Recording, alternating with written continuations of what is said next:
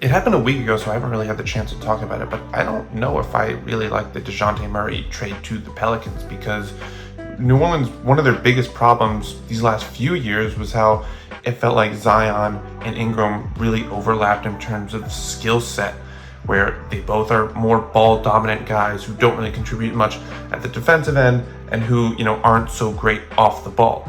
And so then you add Dejounte Murray, and it feels like that's just more of the same. Dejounte, we saw him blossom into, a much better on-ball player, average 22 points, 6 assists, 5 rebounds last year. Very impressive, but we saw him and Trey have those same struggles of two guys who need the ball in their hands, not as great spotting up.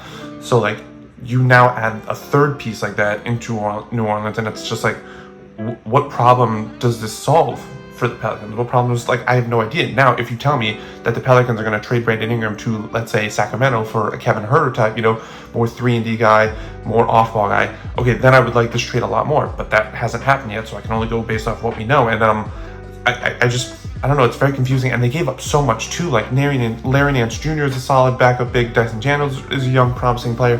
And first-round picks in 2025 and 2027. That's a lot. The problem I have with this trade is a lot of the problem I had with when Atlanta traded for Dejounte Murray, which is if you're going to make that trade, if you're going to make that multiple picks trade, you got to make sure this guy is a good fit, is a solid fit. In Atlanta, it was an awkward fit the entire time, and we saw it not work out. Now it's the same thing in New Orleans, so I just don't really get it so much. And I'll give Dejounte credit because I did see that he shot 39% catch and shoot threes last season, and we do know that there is some potential for him to be a great on-ball and off-ball defender because we've seen him, make all defensive team. Obviously, that was 5 years ago in pre-ACL tear, and he was much younger, much different role, but we know it's there. So, assuming Ingram is still on the roster, are the Pelicans betting on Dejounte Murray being able to, take more of a complementary role and, hey, focus more on spotting up, on playing defense, and then, attack where it's there? But, I don't know if that's possible. I don't know if Dejounte is just willing to accept that kind of lesser role. I feel like maybe he might just be more accustomed to just having the ball in his hands a lot, and that's the role he really wants at this stage in his career. I don't know. That's all speculation, so nobody can really know. But maybe, again, if the Pelicans are able to find a great trade for Ingram that brings him more complementary pieces, I would like this move a lot more because I think Dejounte and Zion are a better fit than Ingram and Zion. I just think the more you can sort of space out your stars in terms of position and skill set, I think it's better. I don't think you want so much overlap unless you're the Celtics and you can surround them with one of the best supporting casts ever. But it's a big risk. It's a lot to give up for what's a really questionable fit, certainly at this moment, and even if the Pelicans can trade Ingram.